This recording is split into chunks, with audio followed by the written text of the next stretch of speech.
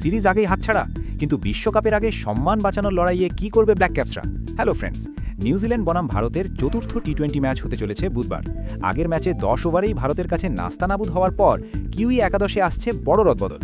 Opening থেকে bowling attack সব জায়গাতেই বড় চমক। কে বাদ পড়লেন আর কে ফিরলেন দলে জানাবো আজকের ভিডিওতে, তাই স্কিপ না করে শেষ পর্যন্ত দেখুন।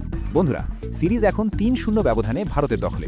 তৃতীয় টি-20তে অভিষেক শর্মা আর সূর্যকুমার যাদবের ঝোড়ো ব্যাটিংয়ে মাত্র 10 ওভারেই 153 রান তুলে নিউজিল্যান্ডকে লজ্জায় ফেলে দেয় টিম ইন্ডিয়া। 2026 টি-20 বিশ্বকাপের আর মাত্র কয়েকদিন বাকি, তার আগে এমন হার কিউইদের কনফিডেন্স একদম তলানিতে নিয়ে গেছে। যেহেতু সিরিজ হার নিশ্চিত, তাই চতুর্থ ম্যাচে বেঞ্চের শক্তি পরীক্ষা করতে যাচ্ছে নিউজিল্যান্ড। সবচেয়ে বড় খবর হলো ওপেনিং স্লটে পরিবর্তন। পুরো সিরিজে ফ্লপ ডেভান কনওয়ে, যিনি 3 ইনিংসে মাত্র 20 রান করেছেন, তাকে সম্ভবত বসিয়ে দেওয়া হচ্ছে। তার জায়গায় টিম সেফার্টের সাথে ওপেন করতে দেখা যাবে তরুণ সেন্সেশন রচিন রবীন্দ্রাকে। মিডল অর্ডারে যথারীতি থাকছেন এই ট্যুরের সেরা 2 ব্যাটার গ্লেন ফিলিপস এবং ড্যারেল মিচেল।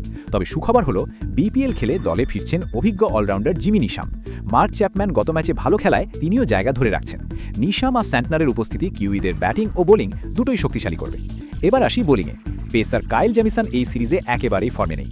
2 ম্যাচে দিয়েছেন প্রচুর রান, তাই তাকে সরিয়ে একাদশে আনা হচ্ছে স্পিড স্টার লকি ফার্গাসনকে, যিনি সম্প্রতি IL-20তে দুর্দান্ত বোলিং করে 5 উইকেট নিয়েছেন। পেস অ্যাটাকে তার সাথে থাকছেন ম্যাট হেনরি এবং জেকব ডাফি। তাহলে এক নজরে দেখে নিন চতুর্থ টি-20র জন্য নিউজিল্যান্ডের সম্ভাব্য একাদশ।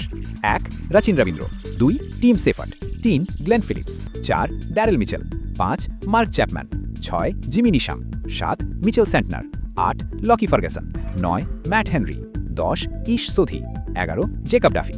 তো বন্ধুরা, জিমি নিশাম আর লকি ফার্গাসনের ফেরায় নিউজিল্যান্ড কি ভারতকে এই ম্যাচে হারাতে পারবে, নাকি ভারত 4-0 করবে? আপনার মতামত কমেন্টে অবশ্যই জানান। আর ক্রিকেট বিশ্বের সব লেটেস্ট আপডেটের জন্য আমাদের চ্যানেলটি এখনই সাবস্ক্রাইব করুন। দেখা হচ্ছে পরের ভিডিওতে।